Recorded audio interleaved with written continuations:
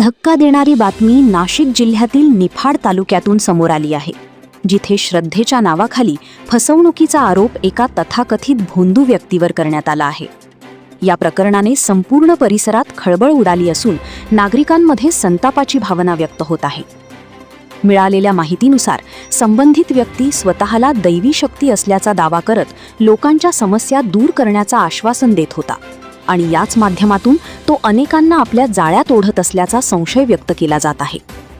या प्रकरणातील पीडित महिला वय वर्ष 28 ही वैयक्तिक अडचणी आणि मानसिक तणावातून जात होती.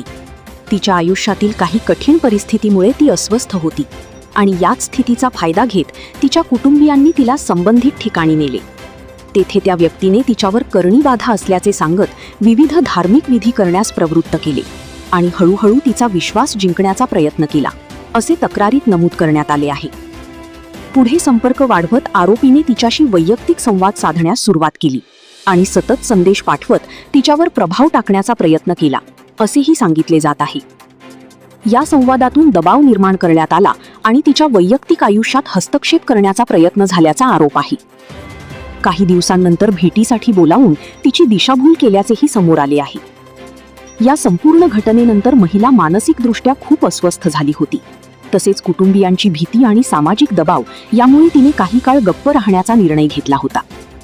दरम्यान संबंधित व्यक्तीचा प्रभाव आणि भीती यामुळे तक्रार देण्यात उशीर झाल्याचेही समोर आले आहे.